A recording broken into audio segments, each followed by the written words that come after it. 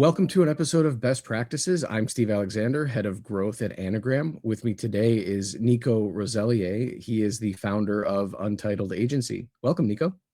Thanks, Steve. Thanks for having me. It's my pleasure. Thanks for being here. Tell me a little bit about Untitled and then maybe work backwards from there. How did you get into Eyecare and what are all the fun things you've done in Eyecare? Let's see. I'm trying to make a long story short, right? So, grew up in France, as you can tell. Apparently, I have an accent. I don't know. That's what people are telling me. Right? No, yeah. Not really, right? So Regular Chicago voice. Right.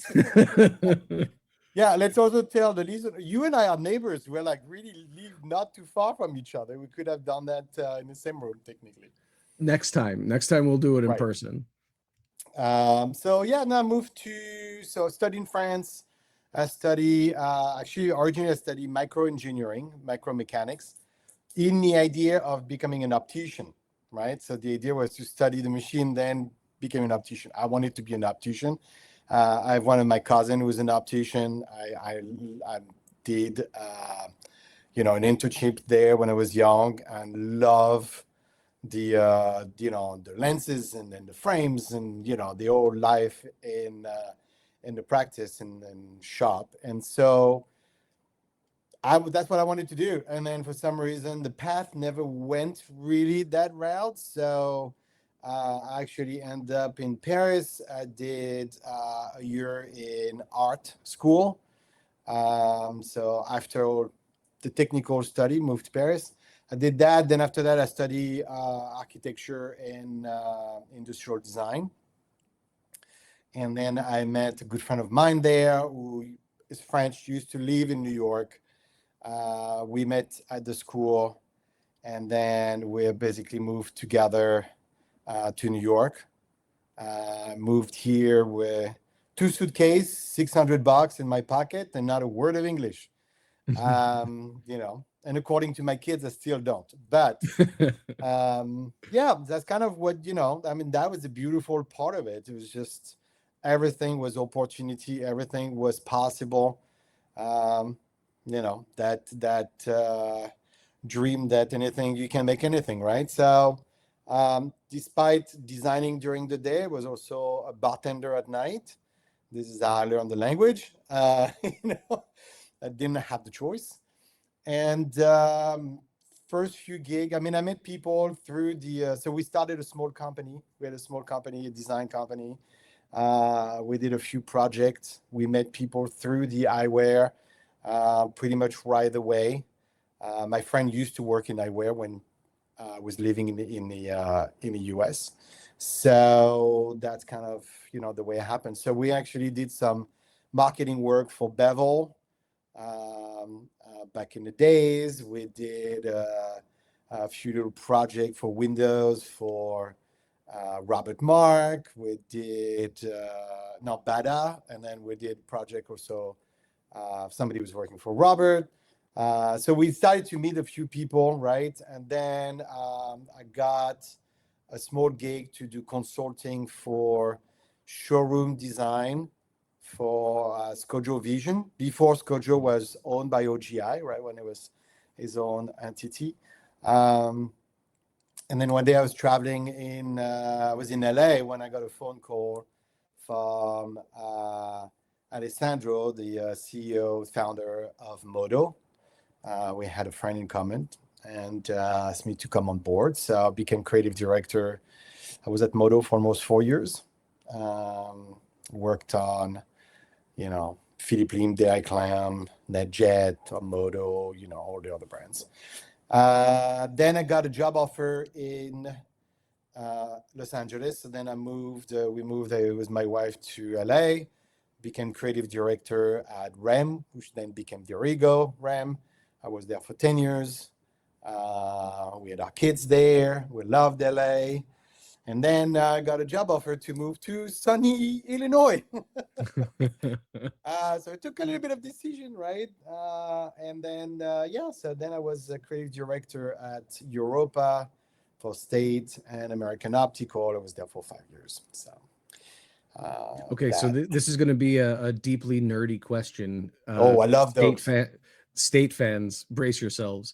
Who was responsible for the 21 dots in the back of the temple on State? That began before me. I won't take credit for what is not mine. Okay, okay, That was done before me for the 21 okay. dots because Illinois is the 21st state of The the union. 21st state. Yeah, I love that little bit. I'm from Illinois. I'm a Chicago boy, so when that came out, I was like, oh, that's awesome.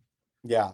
We kept that when I came on board and developed around it, and then did 2 years of really deep dive research right when I joined the company to relaunch American Optical, which was really really interesting. I learned so much about it, and the people at the Optical Museum in Massachusetts. If you ever there, the Optical Heritage Museum is a great place to go to deep dive, and these people were just amazing to let.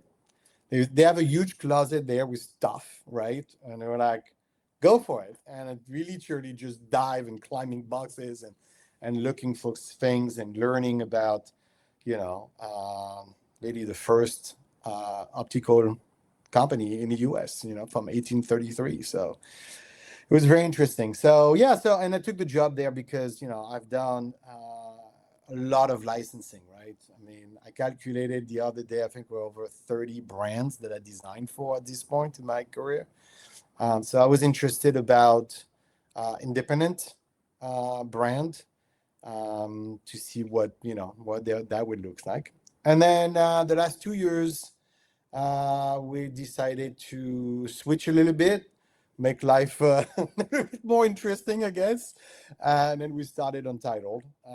So it's been years, thinking about it and things. The reason why is the industry is changing, and role that I used to have in the past doesn't really exist anymore, because I think we're on the cycle in terms of fashion where, at least for big companies, where trying to streamline design, and you really see others trying to do the opposite, right? Especially in the independent. So I think it's very interesting to see that. So I wanted to, all the things that I've been doing for over 20 years, to really put this into a different format. So we do product design through packaging, through marketing, a lot of photo shoots, trade show booth, POP, store design. We do a lot of that.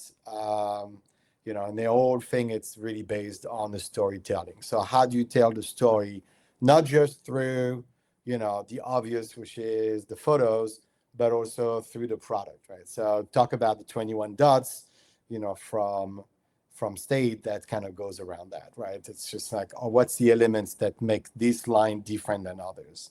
How do you tell the story of the brand, or wherever behind the brand? How do you tell that story differently, and build up around that? So it's been great. It's been a fantastic 2 years. We worked on so many different projects, things that I can't talk about, things that I cannot talk about. And Well, in light of that, and I appreciate you telling the story, because I think it's so important to hear where people come from and how they ended up in eye care. In my experience, once people end up in the eye care industry, they end up staying in eye care, because there's so many different things that you can do, so many different stories you can tell, and so many different impacts you can have. And you've had tons already, and I can't wait to see what else you do with Untitled. But to set the stage for this conversation, at Best Practices, we want to discuss things that practices can hear and adopt and impact their businesses today. And you touched on it just a moment ago. This episode will be best practices for storytelling.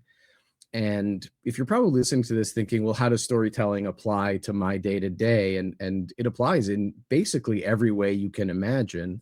But I want to understand from your perspective, what are um, why does storytelling matter to us as people? And then why does storytelling matter to us as business people? mm-hmm. Yeah, I've done a bit of work last year with one of my favorite guy in the industry that you had actually on your podcast not long ago, Mr.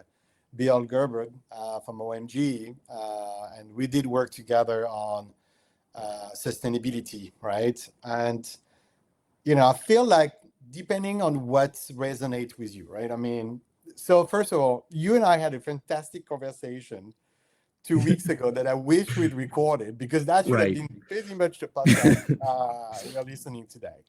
But we talked a lot about, stores and presentation and storytelling, and the wording behind it, right? Which we can touch base a little bit on that as well. But I think it depends really on what resonates with you, right?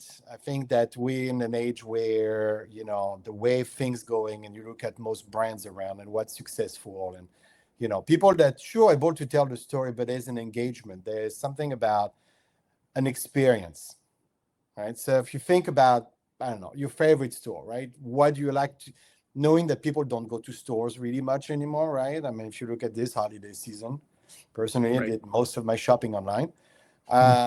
Maybe because we have bad weather here in Chicago, but what makes the difference? Of course, there's when you go down to the small detail, there's the lighting, there's the way you've been received into, and the people, the staff.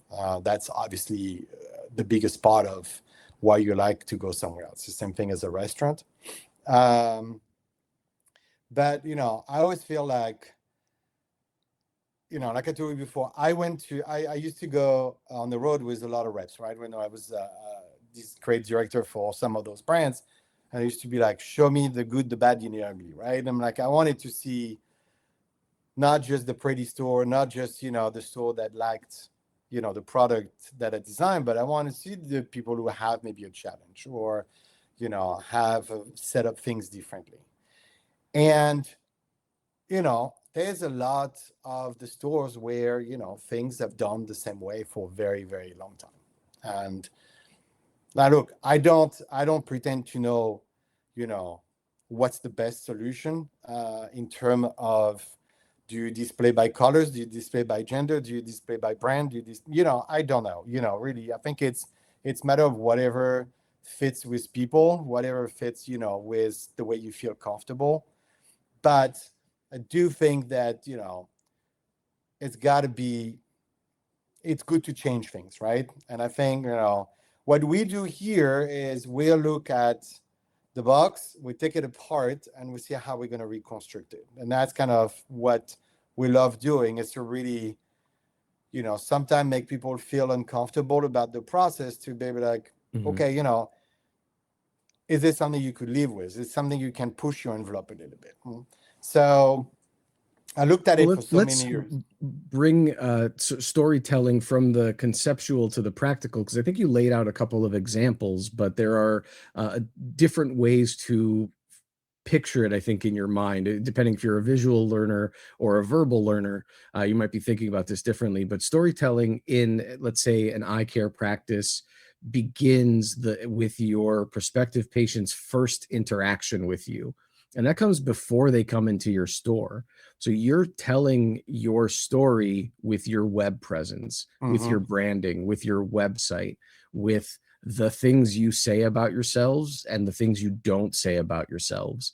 And when somebody interacts with your business for the first time, they start constructing a story based on what they think. And I'll tell this, it'll seem unrelated, but I promise it's related.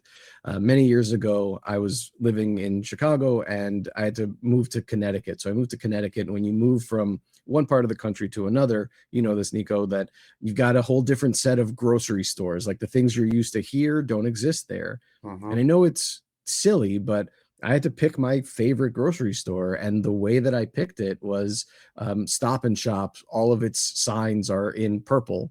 Purple's my favorite color. I'm comfortable in that store. Great. This is my grocery store.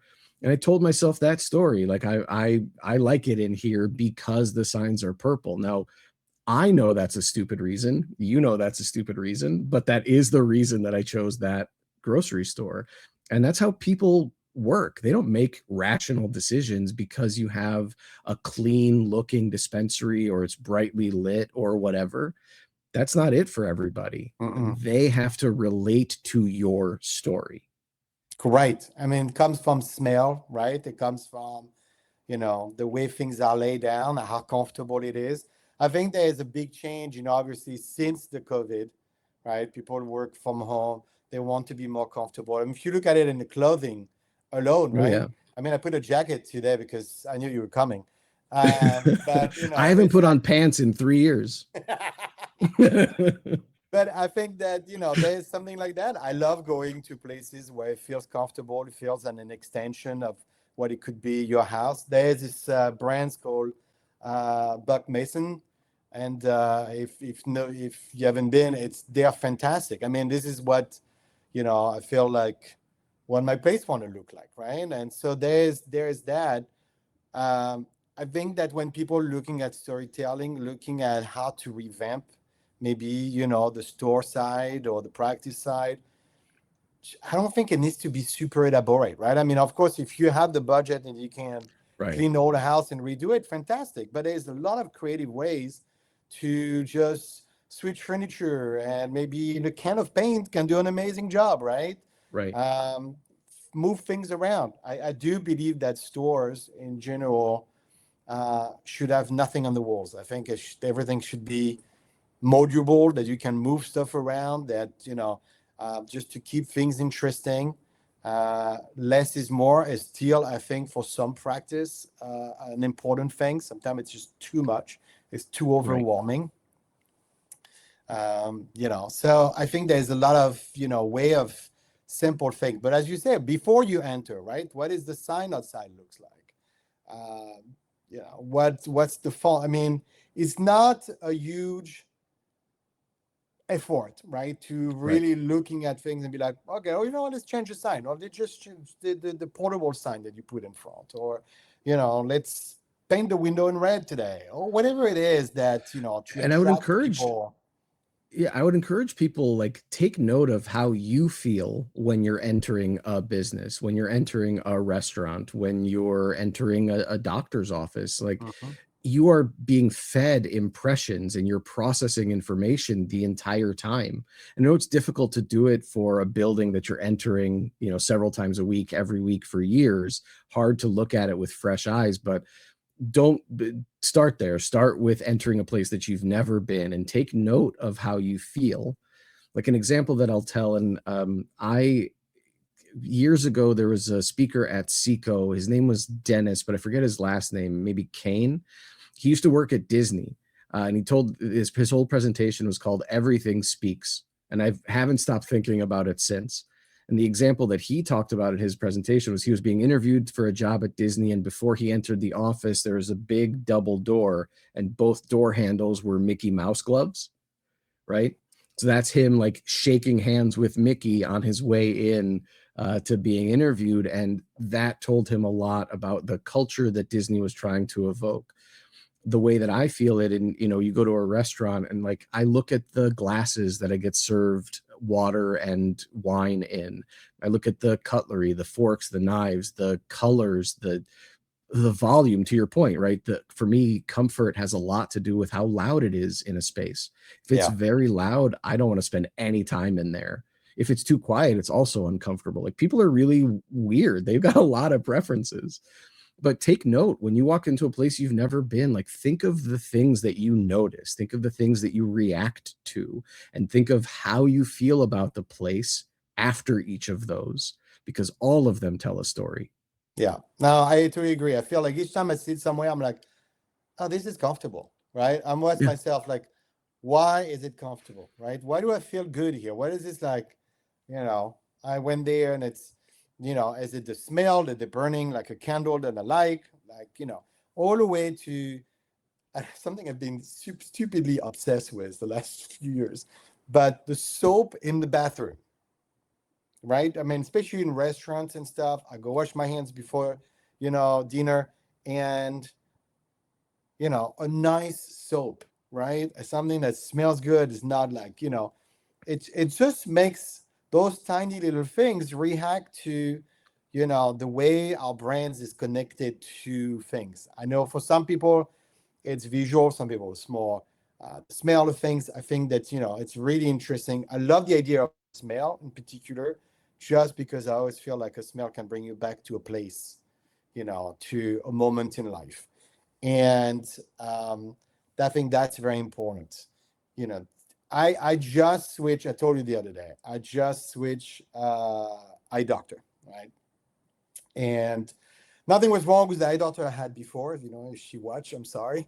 Uh, you know, uh, it's just that it was too cold, too conventional, right? And we talk about, somebody told me the other day, said, like, it's very interesting.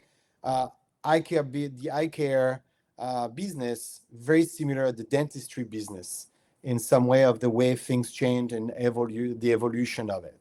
Which never thought Mhm. about it, but it's really interesting, right? I hate going to the dentist. I doubt many people like going to the dentist, but I have found the last few years an amazing dentist. A is a great guy, but also the practice is really set up in a very comfortable way, right? There's no the anticipation, the fear, or oh my God, how much is the pain and the cost and all of that, right? And I feel sometimes you go to get an eye exam and you go to a practice, right? In the medical sense of thing. And you get your eye exam and then they shove you into the other room and then you got to like figure out what you want to buy and, and that's kind of it, right? And look, it may work for some people. I just feel like, as the younger generation and the way people are shopping differently and the way people are looking at services differently, I think this is kind of a mold that needs to be broken. And it may work now or might not work in 10 years from now. So looking at what works, right? So somebody say, oh my God, I go to the taco shop that we go once in a while for Taco Tuesday, of course. And right next door, there's an optical shop, right? And I love it. It's really nicely done. So I got in. They're super cool. So the wife is the couple. The wife is the doctor, and the husband is the optician, right? And they have the dog there, and they have cool. It's really well. It's really well done. Simply but well done. Well curated. So you Mhm. can tell, you can feel the story already through the way it's set up. A lot of the shelves are in middle of the stores instead of just on the side. So there's a nice workflow. They have one big table, almost like a shared working table where you can sit around and looking at stuff and things, have a conversation. Um, and even their product is curated in a way that it makes sense for their customer, right? For who lives around the store. Um, they're not that many brands. Maybe I have like 7 or 8 brands max, but it's really, really well done, right? And like range of price and design and stuff. I went in there and get my exam. It literally took less than 15 minutes. It was the best eye exam I ever had. I'm actually seeing better than I seen before. Uh, and she has in the back, she has those 4 machines, blah blah blah. You go through this, then you go to the thing.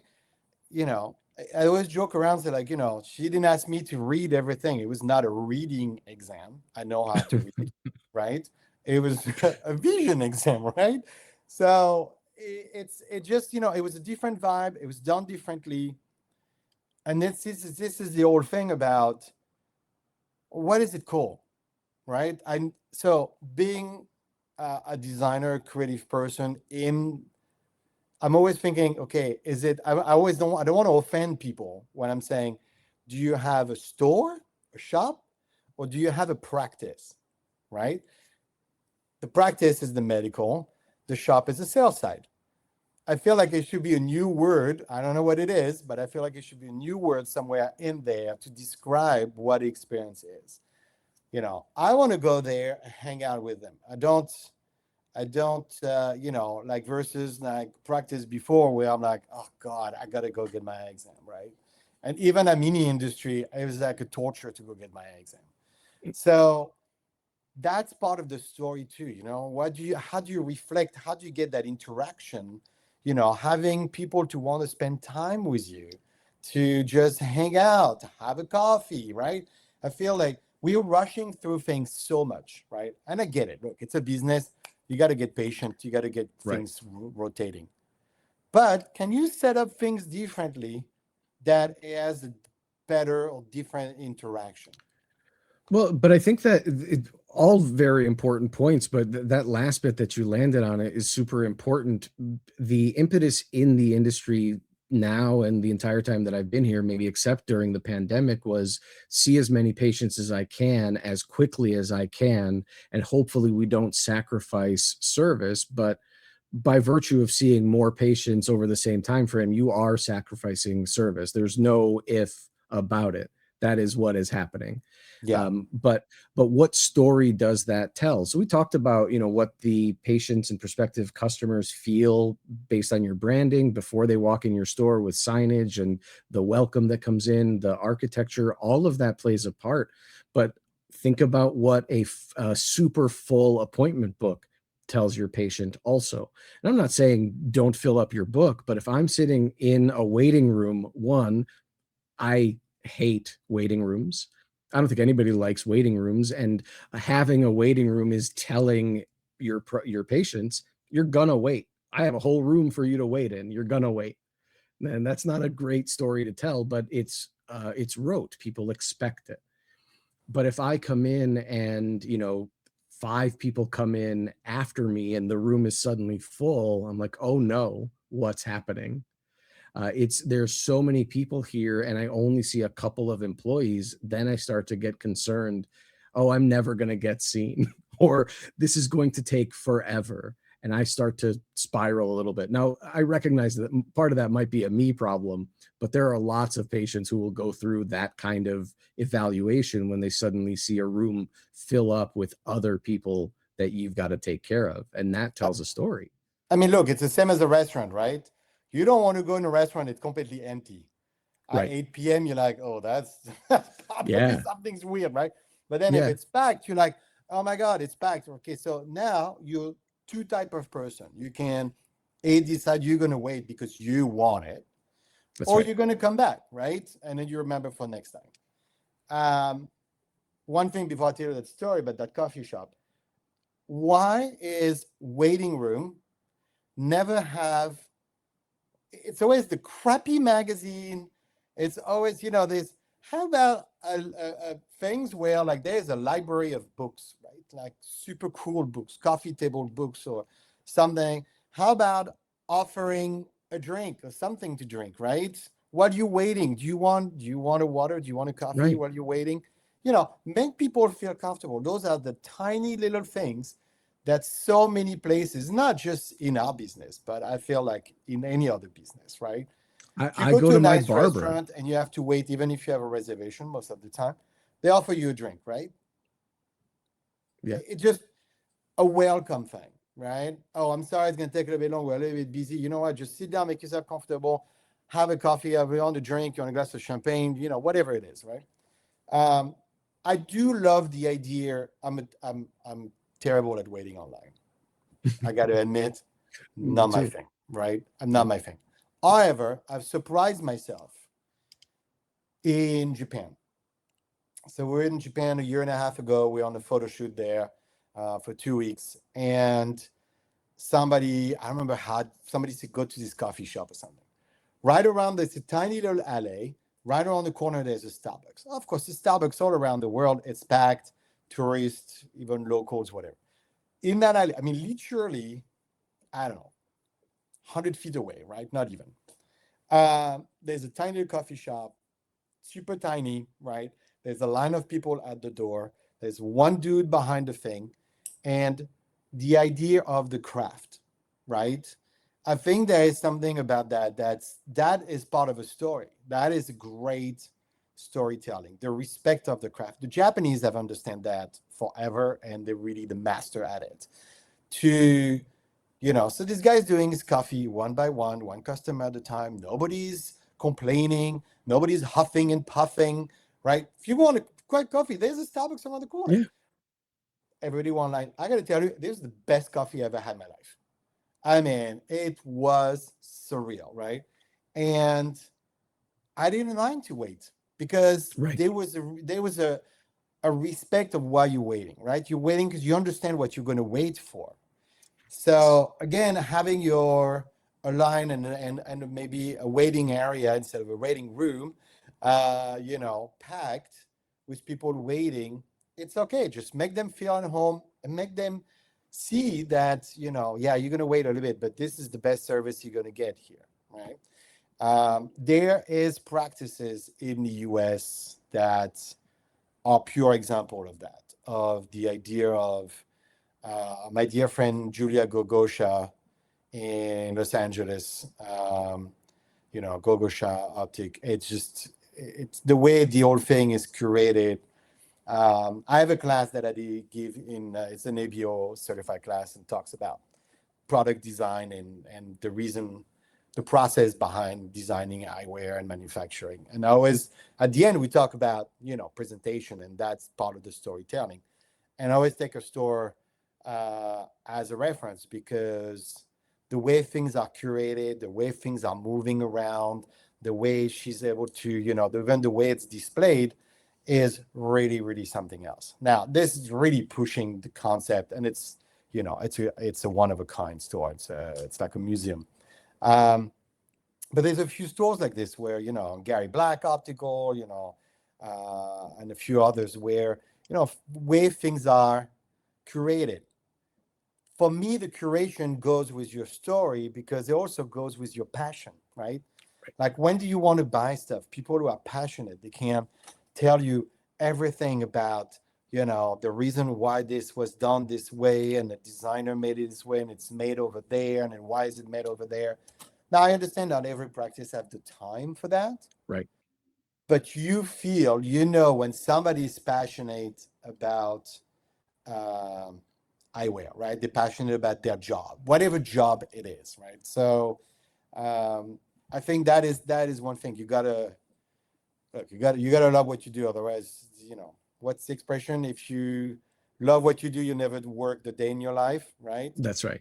I think there is some that. I think there is, this is part of your story. That all customer, that all environments, and let me explain you why is this like this, right? Well, I think what you're describing, if I could summarize it in a word, is craft, right? The difference between getting a cup of coffee somewhere and having a cup of coffee purposely made for you is it sounds the same, but it's quite a different experience, both in the waiting and the enjoying of the coffee. Like an example that I draw. So I'm an elder millennial, right? When I was a kid, it was all, supermarkets, and there were not individual greengrocers. There was the occasional farmers market, but it wasn't like an every weekend in every neighborhood kind of thing. But now it is. There are like mixologists and bartenders and barbers, and like the if you look on the internet, at least maybe this is a me thing again, my algorithm is all craftsmen. I see people hand carving wood and building things, and like I'm much more inclined to buy like a small batch baked pastry from somebody who made it herself. And if it whatever it was Thanksgiving, if somebody made a pumpkin pie herself or a pecan pie herself, and it's $20 to buy her pie, or it's $12 to buy one of a million that were made at the grocery store, I'm very happy to pay almost twice as much for a much better version of what I can get somewhere else. And that, a lot of people hearing this might think, well, that doesn't translate to glasses.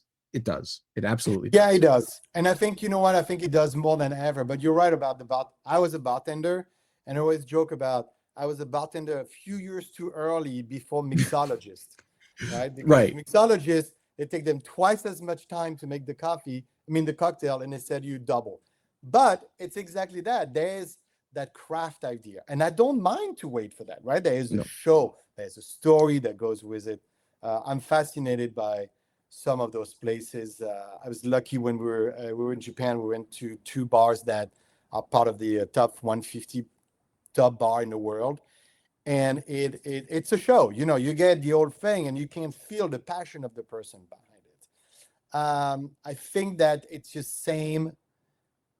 Look, we're in a very interesting time in our industry, right? There's a lot of people who are buying each other's, right? There's a lot of investment banking companies, small private equity company that's coming in and buying companies. There's consolidation of, buying practice, and then they all became part of a chain. I think that if you want to step, independence is, as all of that is happening, the way I look at it is independent is only getting stronger. Right. Because the offer is different, right? Right. So if I have a store, a practice, or whatever we want to call it, and I'm not planning on selling it to one of the big firm and groups, but I want to do, want to survive. I think that creating experiential is the main thing. Now, I'm not saying bring yourself, a bartender, but why not? Bring yourself a bartender on Friday night and have an hour where you have, a drink in the frame, right? There's a lot of stuff like that that can be done on small level, on a high level. There's a lot of, people want something different. They want something creating a different experience. I think that is really crucial. Why do people love trunk shows? Because it's a little bit more catered, right?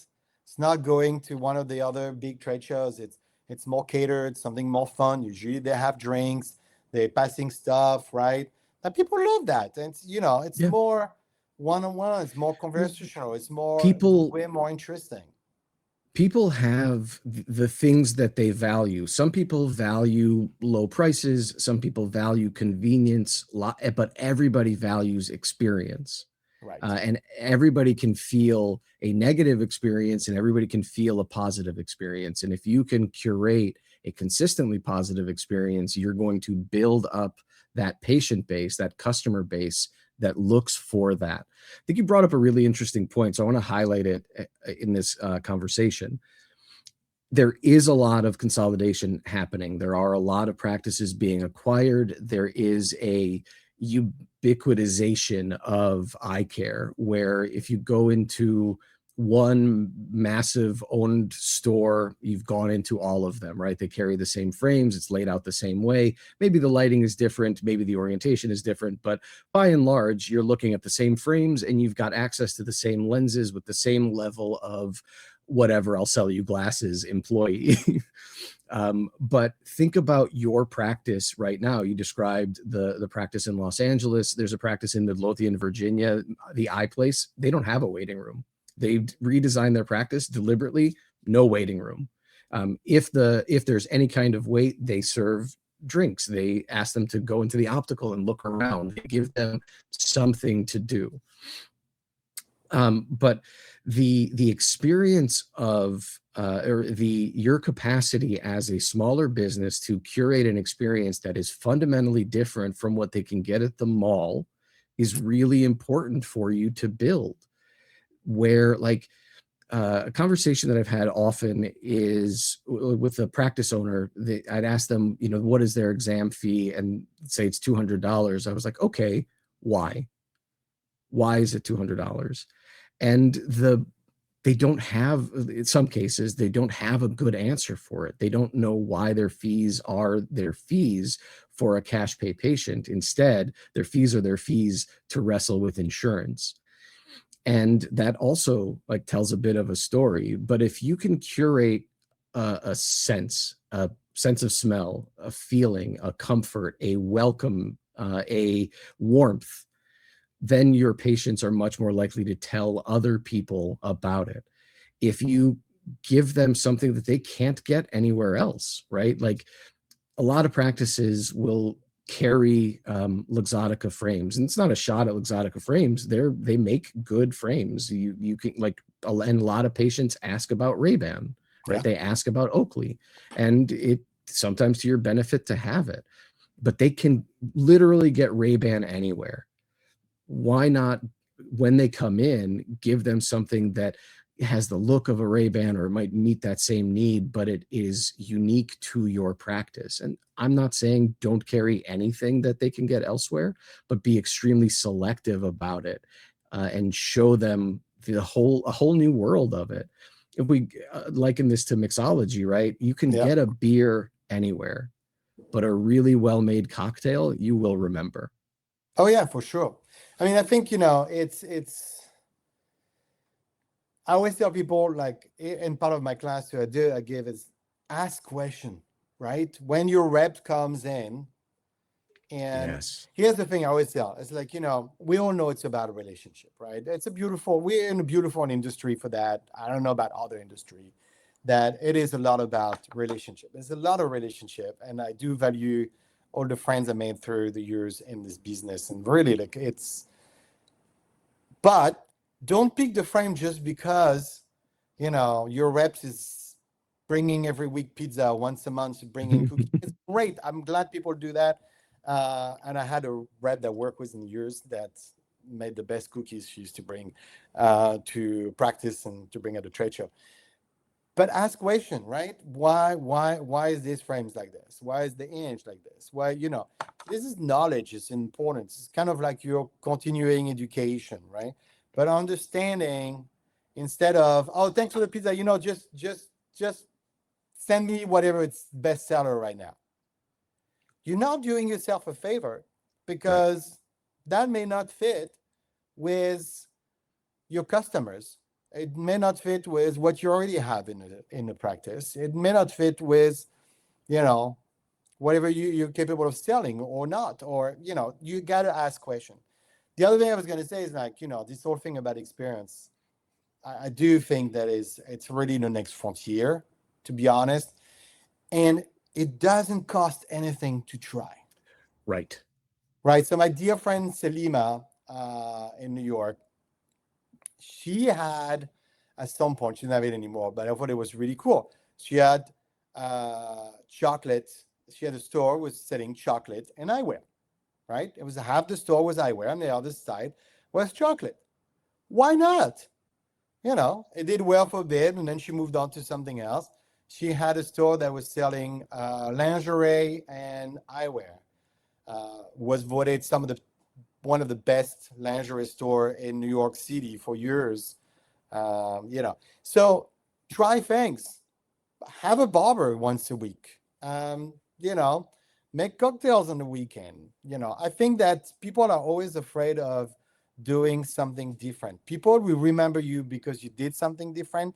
If it works or if it doesn't work, it doesn't matter, right? If it's a flop, nobody show up. So what? You try. Next week you try something else. Right. But there's a lot of things that can be done. I think I do really believe that. That's creating that engagement, and being really, the message is like, look, we're here for you to see better, right? Right. That's our job. Our job is for you to see better, to look cool, so you feel sexy, you look good, right? And then being part of the community, I think it's an important one. Right now, I think when it comes to story, being part of the community is, especially now, I think, the most important part of it. So being able to highlight that there's so much that goes into this conversation. We've both been in eye care for a really long time, and we see, there are some components that are viewed as immutable, right? You have an eye exam, you got to have the chair, the phoropter, the slit lamp, etc., right? And some of that is immutable, some of that you can't change. But the idea of not having a waiting room, like, that seems weird until it isn't, right? The idea of offering a drink to your patients when they come in seems weird until it isn't.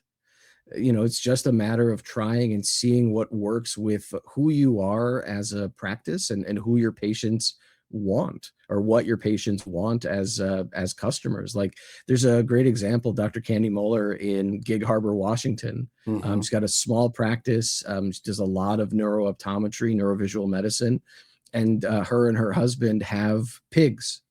And there's like this giant, really well-behaved pig that's in the practice sometimes. Oh my God, that's amazing. It's incredible. And now I patients, want to go there. yeah, I want to go exactly. check it out. Exactly. And when patients come in and the pig's not in the store, like, where's the, I forget it. I forget the pig's name. It's something cute also. But yeah, like, where's the pig? Why can't I hang out? And people will remember. And like, sure, they could go to another optical, but there's no pig at that other optical. I mean, look, it's not everybody can say, "Hey, my doctor has a pig in the store." Right, right, right. People remember, and that's what branding generally is. I'm not saying everybody should get a different farm animal, right? But it is something that causes your customers to remember you fondly and come back exclusively to you, but also be a promoter for you in the industry. And that is the story that they were told when they came in, and the story that they tell themselves and their friends after they've left. It's amazing. I think the power of people telling that story back is the most powerful thing, right? So that new shop that I go to get my exam, or I mean, so many of our friends around, they're like, "Oh my God, yeah, we've been going there for years. Oh my God, yeah, really." I mean, so many people. One of our very good friends, I didn't know, they actually know them very well. We're actually all going for dinner next week, Great. right? I mean, that's the thing. There's so much, I think, especially now, like I feel like, less of those small stores, less of the independent, right? For everybody, like the big store, the mall, and all of these things. And that was even more thing dying, but, even like all of that streamlined, going back to show up independent, right? I go to my little hardware store. Yeah, I may pay a buck or two more, right, than going to Lowe's, because I won't go to Home Depot. But it's still like I'm gonna go shop at my local thing, supporting the local business. And I got to tell you, we talked about Japan before, booming in terms of restaurant, right? Back shops everywhere, little shops and stuff. And why? Because they don't have that old Costco, Walmart, system there.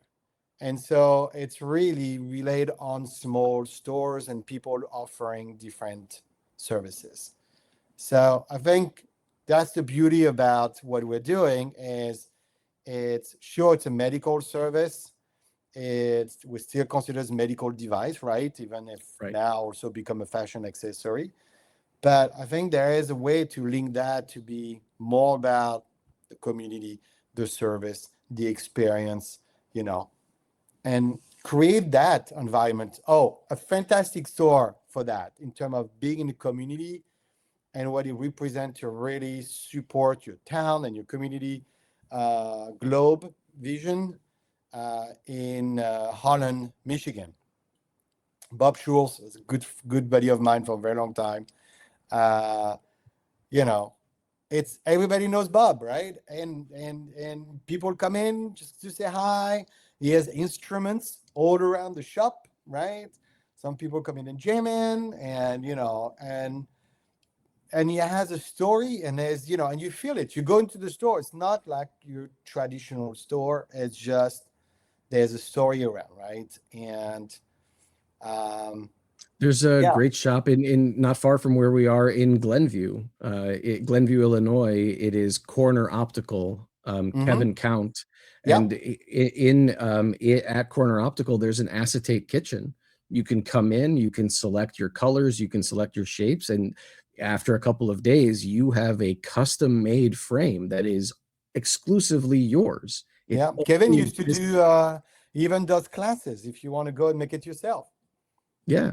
Yeah, But great and guy. think about that. Like, think about how common it is for people to go to do like a leather working class or pottery or paint by numbers or whatever. Like, those are incredibly popular all over the country. People want that experience, and at the end of it, they get a painting or a pot or a belt or whatever.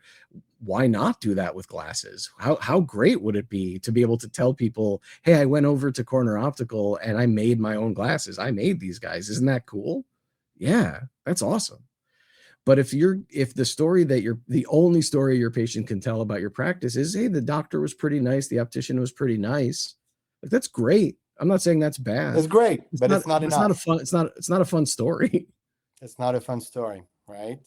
And I mean, obviously we can come up with the most crazy ideas here, but it doesn't have to be something crazy. I think it can be just something very simple, right? Um, there's that chain of hotel. I don't remember the name of it, but I stayed there once, and apparently they're famous because when you check in, they have warm cookies, right? Oh yeah, I'm familiar with. I forget the name Right. And too. then Yeah. I stayed there once in Madison, Wisconsin, and then they were like, "Oh yeah," like somebody told me, it's like, "Oh yeah, they're very famous because they have warm chocolate chip cookies when you sign in." First of all, they were amazing. But that tiny little thing is why a lot of people are staying there, right? That can be the shtick. It can be the thing that, you practice, you have warm chocolate chip cookies when your patient comes in. Right. It's little things like this to, it create the stories. It doesn't have to be the most concept store of all time, that, if you have a store that you don't have the budget of changing things, it's okay. What I would say is look at your signage, create that experience inside, move the product around. How about once a month, just move things around? On one side of the wall is all the red things, on this side of the wall is all the blue things, on this side, just to see does the way your patients react. It doesn't have to stay. Right. People don't react well, tomorrow you can change it. It's just fine to change, right? I mean, um, things like that, just trying to mix things up. I do think that I really truly believe the independent business is growing because of the other side of the way the business is going, right? We just talked about the independent's only going to get stronger, but it kind of really survive and thrive by creating a different experience and, you know, being able to retain that customer. Right. Yeah, and have that customer bring more customers, right? Marketing is very difficult, but if you're community focused, people will know who you are, and maybe you're the warm cookie eye care shop. Yeah, That's awesome. People will talk it's about that. it's what's your craft, right? I mean, That's right. your job is your craft. No matter if you actually make something, it's your craft. Right. Like, um, so I think that's, there's some great stories around. We're starting a new project here at Untitled with a company called Fall. It's Forall. They are a company based in Texas, and uh, they have a factory and it's handmade product. They use best component, best acetate in the world, and it's all handmade in the US. They are fantastic couple, and one of the reasons why I met them is because somebody said, "Oh my God, you got to meet them. They're like amazing people," right? Again, it's about that connection. And we got along really well right away. And we're like, let's do something together. And, but that's the crafted, what they're able to really put into the product, uh, touching it, I mean, feeling it. I mean, it's really, really remarkable.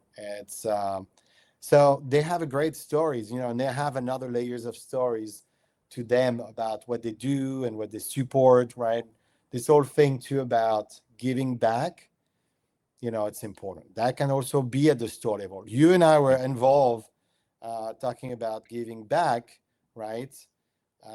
We've been in a few meetings about that, and I think that's really important, right? I mean, my whole thing has been giving back my time to help others start, right, and help if I can help in any way to give direction, but also, it can be the same things on the store level to be,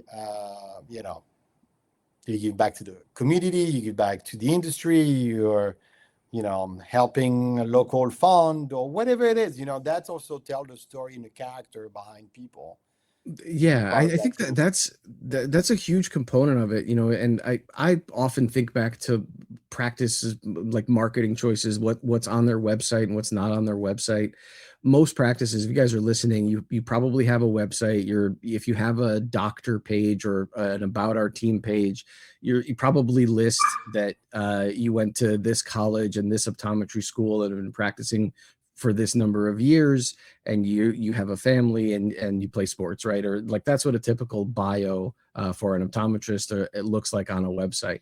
But none of it ever says why you're an optometrist, and none of it ever says why you should be my optometrist. Because every Yeah. optometrist went to a college and an optometry school and has a family. Right. And like, I don't mean to make fun. It's the point is that you were saying earlier, Nico, that you are your craft. Mm-hmm. And if I'm going to evaluate a craftsman, if I'm going to evaluate a doctor, I need to know why they're doing the thing. So I need to know if they care about it or not.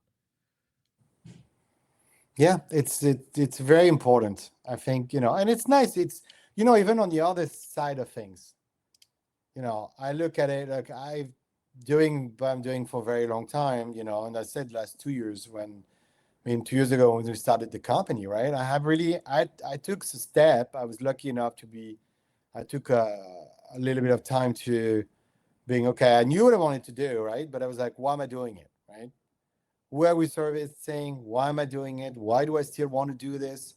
I think personally too, you got to step out second, look at it, right? I'm not saying you take 2 months off of work, but just carve like an hour or two in the weekend, which is really like, and for me, I go on the run, right? Go on a walk, whatever it is that works for you. But to really being able to remembering why you're doing what you're doing.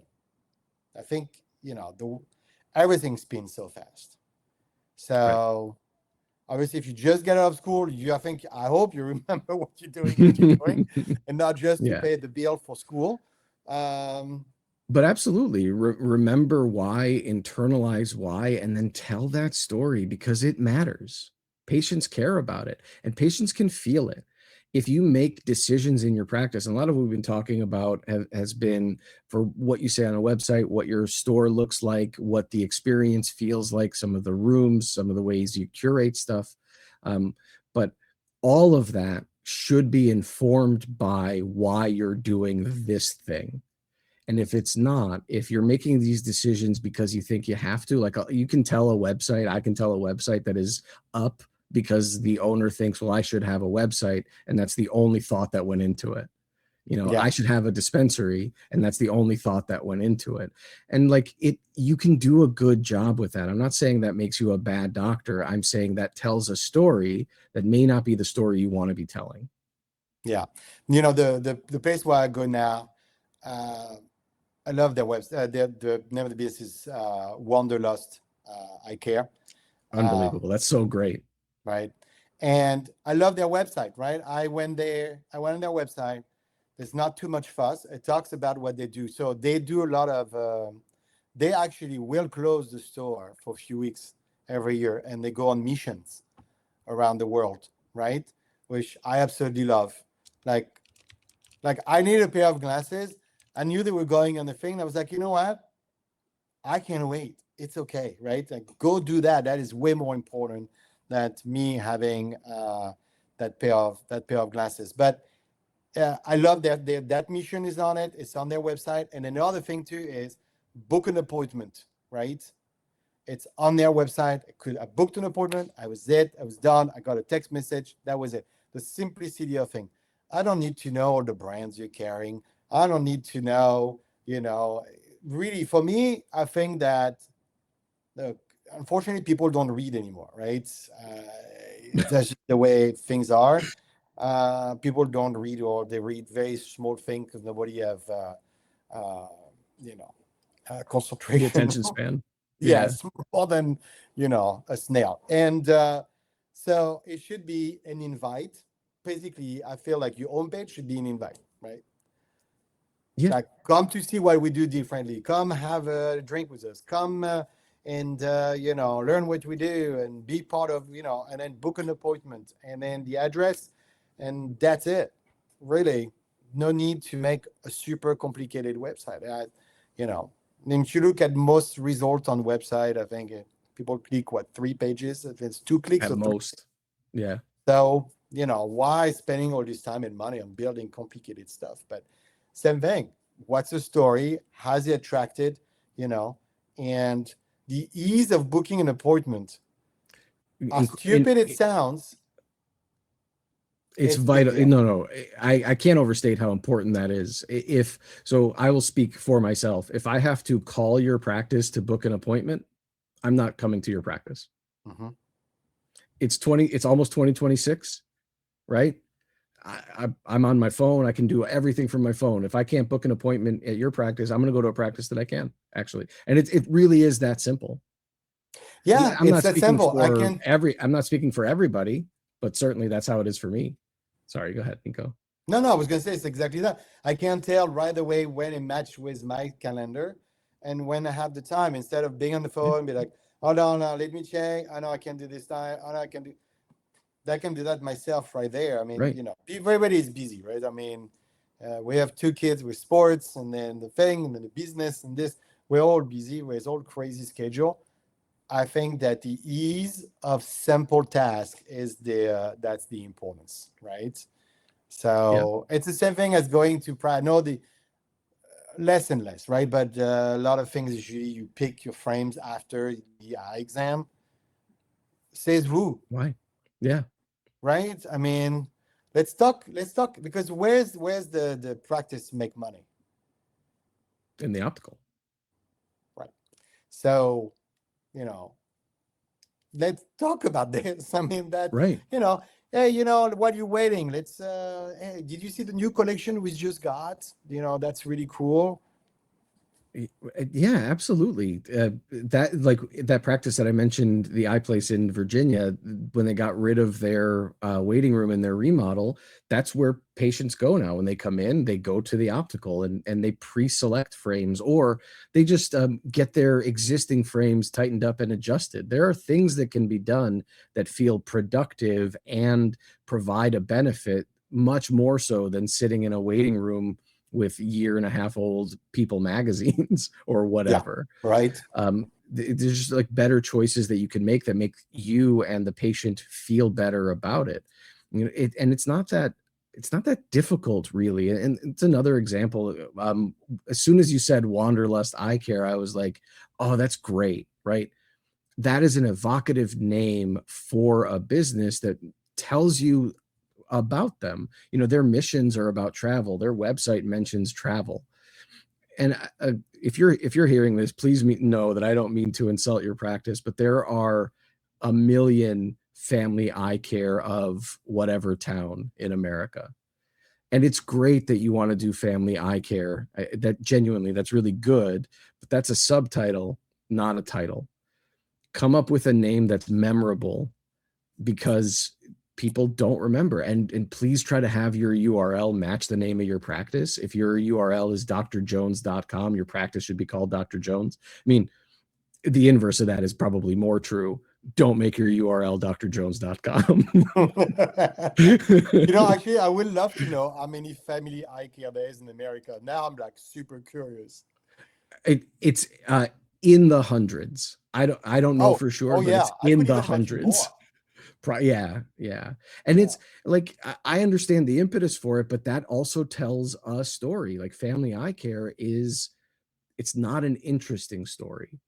It's not a story that will pique the interest of people who aren't exclusively family focused. yeah, Like family eye care practices want to see people who are single. Of course they do, right? But it's not an inviting name for them. Or yeah. So if wanderlust. I'm single and I'm not allowed to go, Yeah, like is that the feeling that you get? I don't know, but it is informative. Like your brand is yeah, is part of it. And Nico, I know we've gone on this topic probably a little longer than we expected, but I actually think it's broad and really helpful. And I think we might split this episode into two parts. So stay tuned for that. But okay. there's a question that I wanted to ask. So if you were giving advice to a practice that was or a business that wanted to create an environment Sorry, that look. people hello, oh my gosh, Ah, what a hi, great mama. Hi, puppy. mama. Hi. If you were That's so cute. If you were giving advice to a practice or a business that wanted to create an environment to help people feel more comfortable, do you bias more towards making it so that they want to spend more time, or do you bias more towards just making the whatever time they spend more comfortable? That's a good question. I think it depends on the person, right? I think it's, some people just want to be in and out of everything, right? So if that's the case, if that's the type of customer you have, like if you're in a busy area and that's the customer you have, yeah, make it comfortable, knowing that, they have to be in and out, right? And that's, your offer may be different, right? It may not be, let's have a drink, let's lay down the sofa, won't be the same things, but, and that's also probably for me, I will change the type of furniture, right? So I will not have loungy furniture. I will have, maybe high stool, things like this, in and out, things that's easier. Uh, you know, Maybe having an area where I can plug my laptop if I'm like in between appointment I need to go. I can work quickly while I'm waiting, right? Free Yeah, yeah. Wi-Fi, things like this, right? Versus You'd like if have you're in an area like an where accessible place to fill a water bottle or something also. right, Yeah. like almost like those areas where you, um, the share working space, right? Like a WeWork, yeah. Yeah, like a Yeah. WeWork, right? So versus if it's a an area where people, maybe let's say there's more retirees, or it's more like a vacation area, and that's okay. Here we go. Come over here. That I will take probably different time, right? Like I will put different furniture, and I will offer the coffee and the drink and things like this, and then that would be probably different. So Well, sorry, I this think is what there happened is. when you do a podcast with a Oh five my months old puppy. goodness. So this is That's Mochi. that might be the cutest puppy I've ever seen. So that's Mochi. Mochi's a Oh, red healer. hi, She's a Mochi. cattle dog, Yeah. and It's got all not the much energy in the cattles around world. here. Oh, what a sweet dog, though. But But that's actually another thing, have a mascot. A oh my mascot god, is it does a lot. It I'm does a a lot for big your big business. believer on dogs in office space. It changed people's mood. It changed the way people are. It's a big deal. So Yeah. I'm gonna Yeah, give it's I'm gonna really give her a treat while we're waiting here. Sorry. yeah, no, For that's whoever has okay. dog out there, I really highly recommend. I'm not being paid for that, but Popsicle. Uh, this was developed by a guy who actually was working from home and had a cattle dog and needed something to occupy them. So my older dogs last 30 minutes. This one lasts 10 minutes, but um, I highly recommend. So It's good problem solving. yes, we're actually on process of designing dog toy for next year. So Oh, stay wow. tuned for that. Oh, that's interesting. Yes. So there's a broader conversation to be had. So the whole thing here is best practices for storytelling. If we recap, kind of wrap up the conversation, and correct me if I'm wrong here, is all of this stems from knowing who you are as a business, right? As a person and as a business, so that you can tell that story, and then knowing the kind of services that you want to provide, also vitally important, and then figuring out the simplest way to convey that information to your customers and your prospective customers, Mhm. and then iterating, right? Never letting it sit, because I think you made a really important point. What's going to work today isn't going to work 10 years from now. What worked 10 years from now doesn't work today. And try. The only way to grow is to fail, right? So you got to try. You got to try small things, see how this resonates. If it's having a barber on Monday and Tuesday, in your practice, great. If it's offering cookies, great. If it is, uh, special drink on Friday night to celebrate the end of the week, having an happy hour, why not? You know, the more interaction with your client, your patient, the more they'll talk to others, the more people you get. Right. Right. Like there are things that we sort of experience as consumers, as people in society that we don't even recognize are this kind of storytelling. You mentioned it earlier today. You get tacos on Tuesday, right? It's Taco Tuesday. It's a That's what thing we that did everybody yesterday. know. Yeah. It's a thing that everybody knows, but like at what point did everybody learn Taco Tuesday? Like that's not a thing I knew when I was a kid, right? That No, wasn't it's a a thing I marketing thing. It's a exactly. social media thing, right? I mean, is it happy hours at your Eyecare place Friday? Why not? Yeah. Yeah, exactly. Like there are things that you can make real, even though people don't expect it today. To have a trunk show a couple, once a month, make it a specific day, like the second Thursday of every month is a trunk show, And whatever. that's what you should have on your website. That's right. A list of events. That's right. Yeah, give people a reason to come in and make it easy. If they're looking for an appointment, make the appointment button easy. If they're looking to see what's happening, make that easy, but keep it up to date. That's how people interact with your business Mhm. when you're not around. The that event thing, your website staying up to date and current, and finding how your patients are currently finding you and doubling down on that. But we're also talking about um, telling a story that might take a little bit longer in a visit. So keep in mind the other things that negatively affect the story that you're trying to tell. If you're trying to tell the story of providing world-class service to every patient who comes in, that necessitates a certain amount of time devoted to every patient. You cannot give world-class service in a 10-minute eye exam. Yeah. It just Yeah. doesn't But then work. you take less patient, you charge differently, right? Then, and again, that depends on where your practice is located, Right.